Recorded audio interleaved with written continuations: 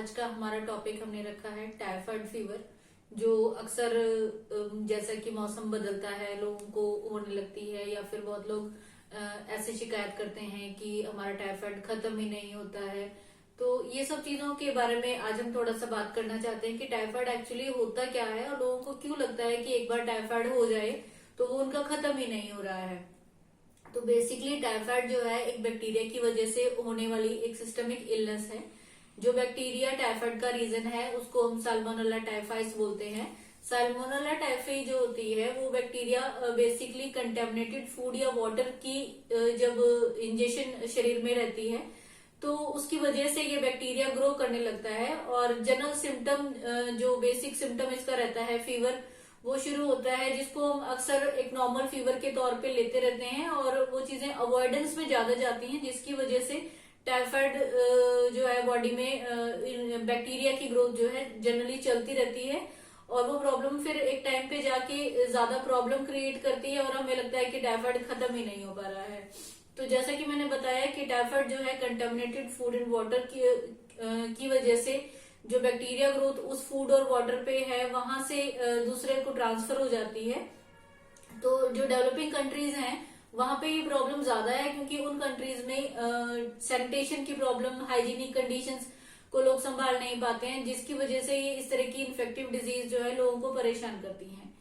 जहां तक हम सिम्टम्स की बात करें तो टाइफाइड फीवर के बेसिक सिम्टम, क्योंकि हम फीवर ही है तो फीवर में शरीर का टेम्परेचर सबसे पहले बढ़ेगा, लेकिन यहाँ टेम्परेचर जो है बहुत लो से स्टार्ट होके 9900 से स्टार्ट होके 104 डिग्री तक भी चले जाता है। एडिशनल सिम्टम जो टाइफाइड के बताए गए हैं वो है stomach pain, vomiting, headache, body में दर्द होना, बहुत ज्यादा थकावट फील होती है, कॉन्स्टिपेशन भी हो सकती है, बहुत लोगों को डायरिया भी रहता है। तो ये टाइफाइड के कुछ जनरल सिम्टम्स हैं जो लोगों को आते हैं और जिसको हम नॉर्मल फीवर समझ के इसको चलते रहते हैं, लेकिन हमें उसको थोड़ा ध्यान देने की जरूरत है। और जब तक हम इसको टेस्ट नहीं कराएंगे हमें पता नहीं लगेगा कि हमें कौन सा वाला फीवर हुआ है। तो इसलिए जिन लोगों को बार बार फीवर की इस तरीके से प्रॉब्लम होती है तो उनको जरूर अपना टाइफाइड फीवर टेस्ट कराना चाहिए, ब्लड टेस्ट कराना चाहिए, ताकि फीवर की टाइप आपको मालूम चले और उसका इलाज अकॉर्डिंगली किया जा सके। तो टाइफाइड फीवर जो होता है उसके बेसिक कॉज, जैसा कि हमने बताया कि कंटेमिनेटेड फूड और वाटर रहते हैं, तो इसलिए कोई भी व्यक्ति जिसको टाइफाइड फीवर हुआ है तो उसका जो भी स्टूल और यूरिन है वो उससे कंटेमिनेट है बैक्टीरिया से। तो वो व्यक्ति जब वॉशरूम जा रहा है और अगर उसने अपने आप को प्रॉपर हैंड वॉश नहीं किया और वही फूड वो उन्हीं हाथों से वो आपको फूड या कोई भी चीज सर्व कर रहा है तो वो इन्फेक्शन जो है आपको ट्रांसफर हो जाएगा। इसको हम फीकल ऑरल कंटामिनेशन ट्रांसफर बोलते हैं, बैक्टीरिया का ट्रांसफर बोलते हैं, जिसकी वजह से जो टाइफाइड फीवर के बैक्टीरिया है एक व्यक्ति से दूसरे व्यक्ति में ट्रांसफर हो जाते हैं। और जैसे खराब पानी है, जो पुअर जो सीवरेज का पानी अगर मिक्स हुआ आपके पानी में आ रहा है तो वहां भी ये बैक्टीरिया जो है ग्रो करते हैं और टाइफाइड फीवर का रीजन ये बन जाता है। इसीलिए कहा जाता है कि जो एरियाज की हाइजीनिक कंडीशंस अच्छी नहीं है वहां पे टाइफाइड के पेशेंट आपको ज्यादा मिलते हैं। तो इसीलिए साफ सफाई का ध्यान रखना सबसे जरूरी है कि टाइफाइड फीवर का बेसिक कारण ही पुअर सैनिटेशन वाली कंडीशंस रहती हैं। कुछ लोग ऐसे भी होते हैं जिनको टाइफाइड के सिम्टम नहीं है लेकिन वो कैरियर का काम करते हैं। तो जिन लोगों में कोई फीवर के लक्षण नहीं है, कुछ नहीं है, लेकिन फिर भी उनकी बॉडी में बैक्टीरिया तो है ही है, तो इसीलिए वो लोग के भी अगर आप कांटेक्ट में आते हैं तो वहां से भी आपको टाइफाइड फीवर हो सकता है। टाइफाइड फीवर जो होता है अगर इसका इलाज प्रॉपर नहीं लिया जाए तो एक बहुत बड़ी कॉम्प्लिकेशन इसकी वजह से खड़ी हो जाती है, जिसको हम इंटेस्टाइन में होल या ब्लीडिंग की सिचुएशन आ जाती है, जिसकी वजह से जो भी इंटेस्टाइन की लीकेज है वो स्टमक में होने लगती है और वो एक सीरियस सेप्सिस की कंडीशन खड़ी हो जाती है। इसीलिए टाइफाइड फीवर अगर क्रॉनिक चल रहा है और आप उसको ट्रीट नहीं करवा पा रहे हैं तो उसकी वजह से जो है बहुत बड़ी प्रॉब्लम खड़ी हो सकती है। इसलिए इसको बिल्कुल अवॉइड ना करें। अगर आपको बहुत हाई ग्रेड फीवर आ रहा है, पेट में दर्द है, उल्टी, बार बार डायरिया की प्रॉब्लम रहती है, तो आपको जरूर इस चीज पे ध्यान देना चाहिए कि कहीं आप टाइफाइड से ग्रसित तो नहीं है और इसका इलाज बहुत जरूरी है। जहां तक ट्रीटमेंट की बात आती है तो एलोपैथी वाइज कुछ स्पेसिफिक एंटीबायोटिक्स का प्रयोग किया जाता है जिसको जो टाइफाइड में बहुत अच्छा काम करती हैं, जैसे कि सिप्रोफ्लॉक्सासिन, ऑफ्लॉक्सासिन, सिफिट्रैक्सोन, जिस तरह की एंटीबायोटिक्स है जो फीवर में काम करती हैं। वो फीवर आ रहा है तो फीवर की दवाई बट ऑब्वियस है कि आप लेंगे ही, तो इस ये ट्रीटमेंट है। लेकिन जब प्रिवेंशन की बात करें कि इसको हमें रोकना कैसे, क्योंकि कोई भी बीमारी अगर है तो उसके इलाज से ज्यादा उसकी रोकथाम जरूरी होती है। तो हमें इसके लिए क्या इंपॉर्टेंट काम करना चाहिए कि टाइफाइड हो नहीं।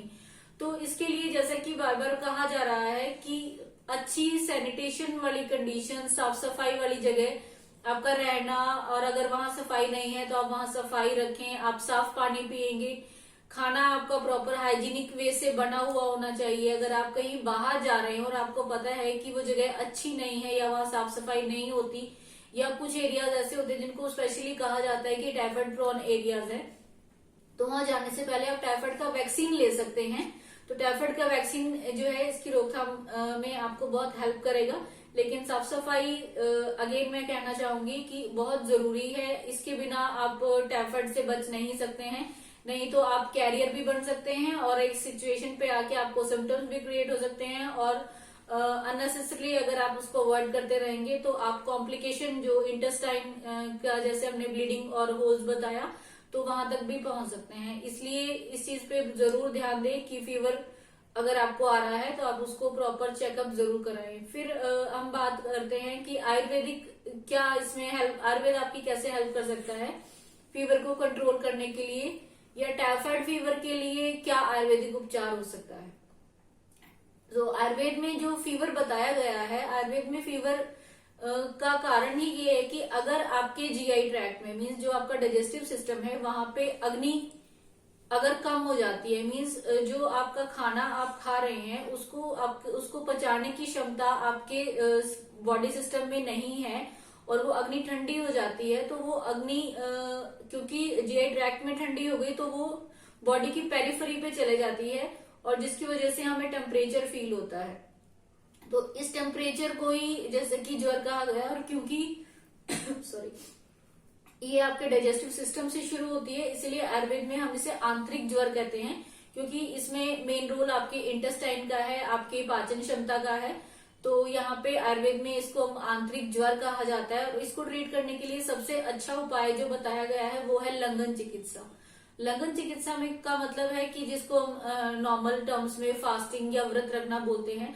तो जब हम व्रत रखते हैं तो हमारे शरीर में जो बढ़े हुए दोष को बैलेंस करने के लिए हमने यहाँ व्रत चिकित्सा को बहुत महत्वपूर्ण बताया गया है।